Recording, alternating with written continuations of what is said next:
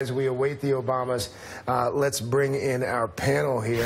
Hugh Hewitt, MSNBC political analyst, host of the Hugh Hewitt Show on the Salem Radio Network. Eddie Glaude, professor at Princeton University. He is chairman of the Center for African American Studies, and Washington Post opinion writer and MSNBC contributor E.J. Dionne. A big thanks to all of you. Thanks for being with me. Hugh, this is, of course, again, coming roughly 24 hours after we heard from Hillary Clinton's most politically charged appearance since she lost that election in November. She again took responsibility for the loss, but she cited a number of other factors as well.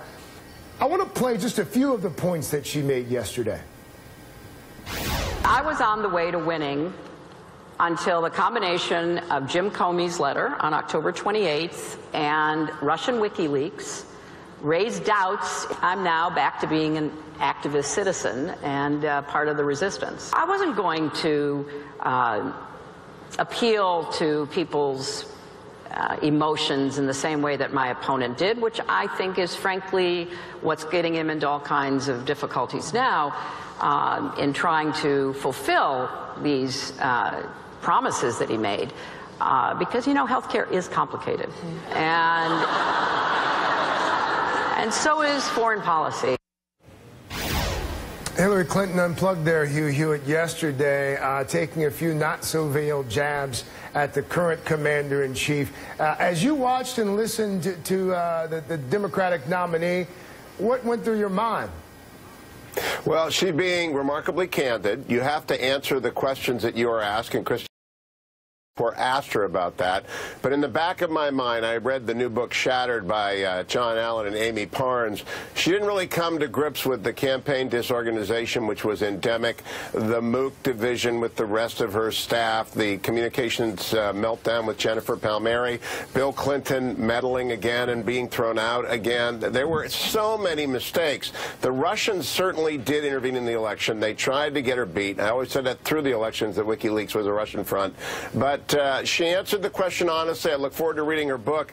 But there could be a lot more accepting of a little bit of arrogance about how certain they were of winning. Because at bottom line, Craig, I think the reason they lost is that they were certain they were going to win. Well, she didn't talk about Wisconsin yesterday. She didn't talk about Michigan yesterday either. This is, E.J., this is former Obama advisor David Axelrod. This is what he said this morning about Secretary Clinton's appearance yesterday. Take a listen.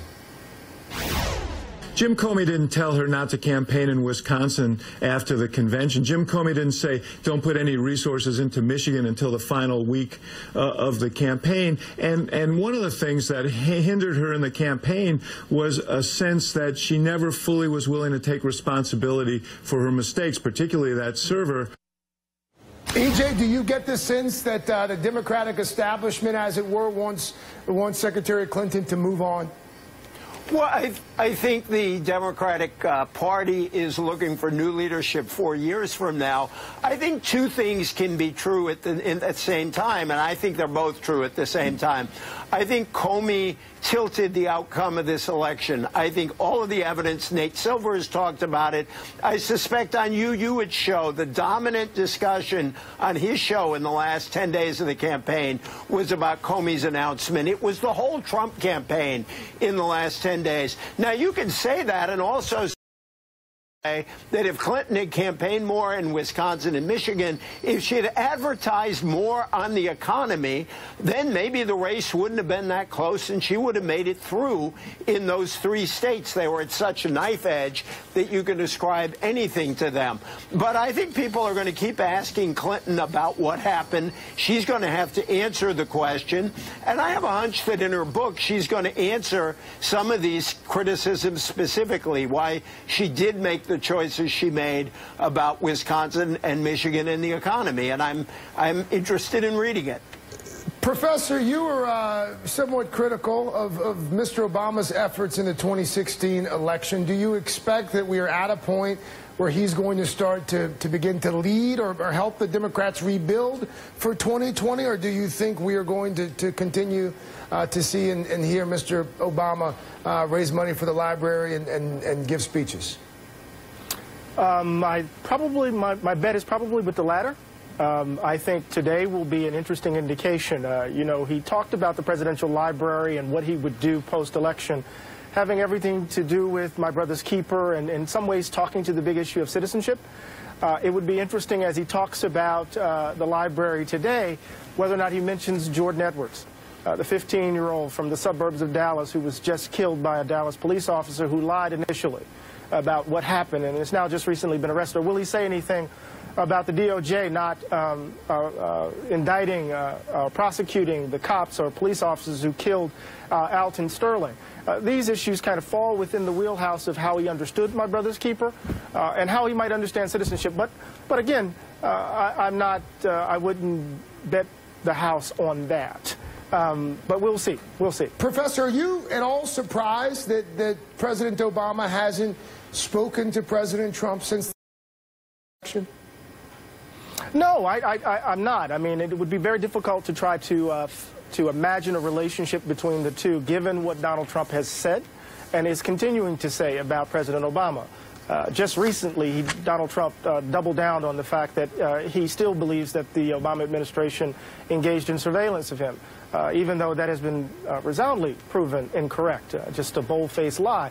So it makes little sense to me that President Obama would reach out to Donald Trump, although it seems more than reasonable that Donald Trump, given what's on his plate with North Korea, given what's on his plate with Syria, given the challenges around health care and his critique of Obamacare, that perhaps he might have an interest in having at least a quick conversation with President Obama. But I don't think it's on the former president to make that conversation happen.